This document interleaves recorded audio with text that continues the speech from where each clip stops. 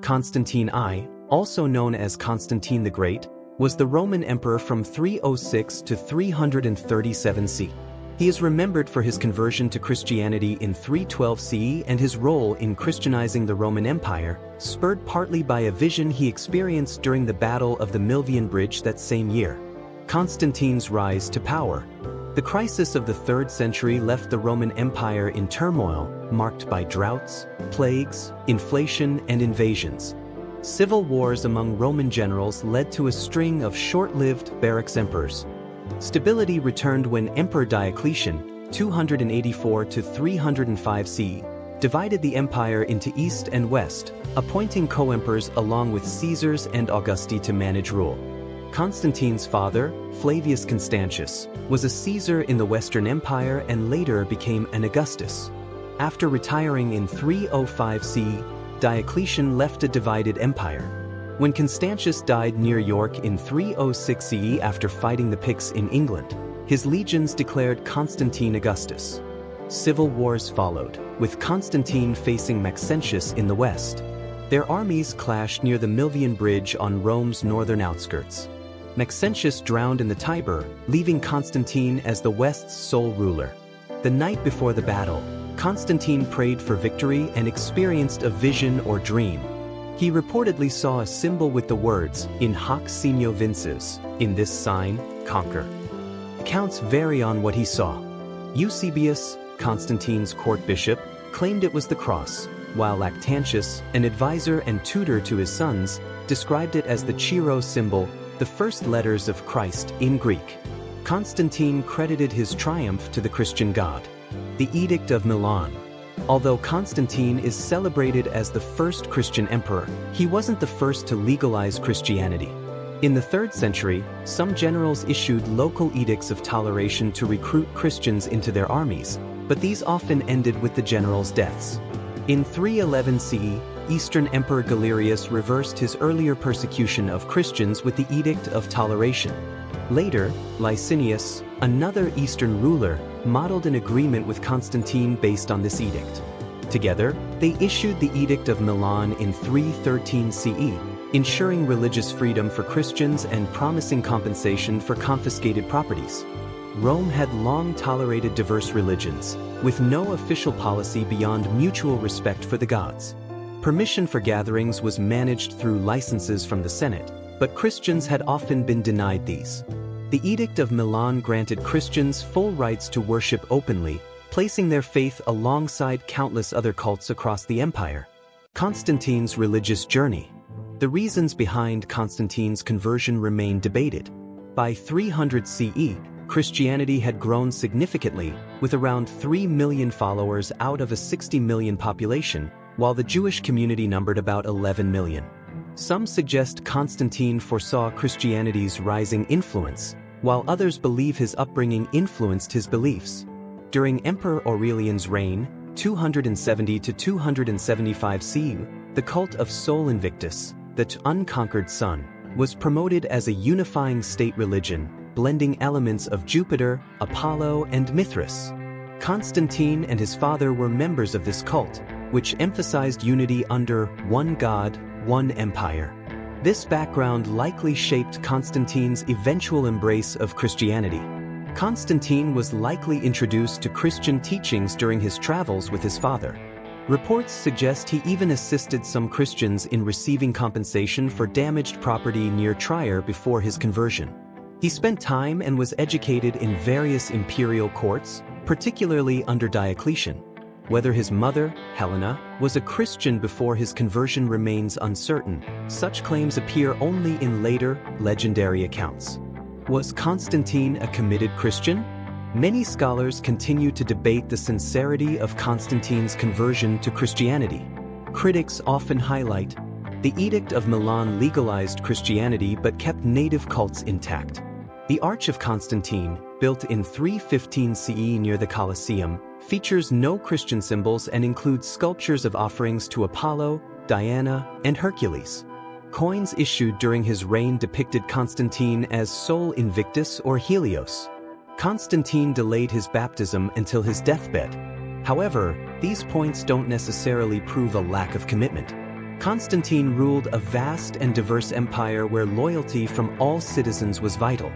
Abruptly banning traditional Roman religions, deeply ingrained in daily life, was impractical. The native cults weren't officially outlawed until Emperor Theodosius I's edict in 381 CE. The Arch of Constantine, commissioned by the Senate to commemorate his victory over Maxentius, might have incorporated elements from older monuments honoring Trajan, Hadrian, and Marcus Aurelius. Scholars debate this, as the Senate, a traditionally conservative body, likely had few Christian members at the time. Although Constantine's coins continued to promote his family cult until 319 CE, they stopped for reasons still unclear. By 321 CE, Constantine had prohibited Christians from making offerings at pagan temples. He also repurposed pagan statues, melting them down to mint coins while reorganizing fiscal policies. The most debated aspect of Constantine's faith is his delayed baptism. Given the bloodshed during his reign, he might have believed it was best to wait until the end of his life for forgiveness. Like many emperors, Constantine faced difficult decisions, including the execution of one of his wives and a son, reportedly due to rumors of immorality. For him, a final baptism made sense. Despite the delay, Constantine openly expressed Christian beliefs in his letters and speeches, such as this excerpt recorded by Eusebius. "This God I invoke with bended knees, and recoil with horror from the blood of sacrifices, their foul odors, and every earth-born magic fire. The profane rites of these superstitions have doomed many, even entire nations, to perdition." While native cults persisted, Constantine strongly supported Christians, granting them financial aid, land, and exemptions from taxes. He appointed Christians to high-ranking positions and, as head of both the empire and the church, promoted unity of belief. The Donatist Schism. Under Diocletian's persecution, 302 to 306 CE, many Christian clergy surrendered their sacred texts to avoid punishment. This created divisions, with Bishop Donatus leading a faction that viewed these clergy as defiled. When bishops appealed to Constantine for mediation, he prioritized unity across the empire, urging a forgive and forget approach. Donatus refused, and his followers settled in North Africa, clashing with Augustine of Hippo a century later. Constantine's decision effectively made him the church's official head, echoing Augustus's dual role as emperor and Pontifex Maximus. By 324 CE, Constantine defeated Licinius, becoming sole emperor. Expanding on Aurelian's ideals, he enforced the concept of one God, one emperor, one church, the First Council of Nicaea. After addressing the Donatist Schism, Constantine faced another major challenge in 325 CE. A presbyter in Alexandria, Arius, taught that Christ was created by God, sparking riots in several cities. To resolve this, Constantine convened the Council of Nicaea, which established the doctrine of the Trinity. The council declared that Christ was of the same essence as God, present at creation, and incarnated on earth as Jesus of Nazareth. Until Christ's return, the Christian emperor was seen as standing in for Christ, carrying divine authority on earth. Following the council, Christian emperors began to be depicted with halos, symbolizing their divine mandate. The concept of a creed, from the Latin credo, I believe, was introduced, formalizing a unified system of belief enforced by imperial power. Dissenters were considered not only heretics but also traitors. The council also standardized the date for Easter, favoring the Roman Church's practice of celebrating it on the first Sunday after the first full moon following the spring equinox. Constantine allegedly justified this choice with anti-Jewish rhetoric, distancing Christian practices from Jewish traditions. Later laws under Theodosius I and Justinian I banned Jews from converting others, owning Christian slaves, or practicing circumcision on slaves. Christians converting to Judaism faced the death penalty. However, Jewish clergy were granted tax exemptions similar to those of Christian clergy. While Constantine is often credited with fixing the date of Christmas, no surviving edict confirms this. By 336 CE, Christians in Rome celebrated Christmas on December 25th, coinciding with the festivals of Saturnalia, Sol Invictus, and Mithras, likely to unify these traditions. Consolidation of Christian authority. For its first 300 years, Christianity lacked a central authority to define doctrine and rituals.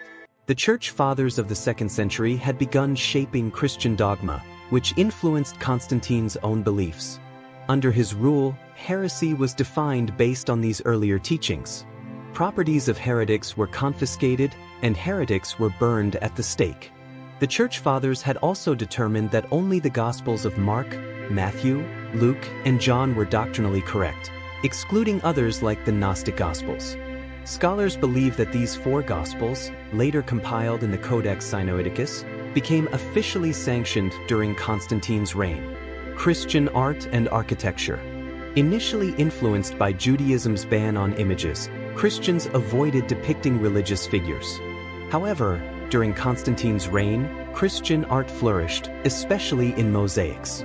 Constantine, as patron of the church, funded artists and ordered the Chi-Rho or cross to be painted on the legion's shields. Christian tradition credits Constantine with adopting the cross as a religious symbol and abolishing crucifixion as a method of execution. Although no official edict survives, later historians like Sozomen claimed Constantine revered the cross for its divine power in battle. He reportedly decreed its use on coins, monuments, and imperial imagery. Constantine also commissioned numerous basilicas, shaping the architectural style of Christian churches with naves and side apses. In Rome, he constructed the first basilicas of St. Peter and St. John in Lateran. His new capital, Constantinople, became renowned for its imperial architecture. In 325 CE, Constantine's mother, Helena, made a pilgrimage to Jerusalem, claiming to have discovered sites associated with Jesus, including the True Cross. Constantine subsequently built the Church of the Nativity in Bethlehem and the Church of the Holy Sepulchre in Jerusalem. He also built the Church of the Holy Apostles in Constantinople, intending to be buried there as the 13th apostle. Legacy. Constantine's merging of church and state accelerated the growth of Christianity and shaped its theology. Constantinople became the seat of the Byzantine Empire, which endured until 1453, when the city fell to the Ottomans.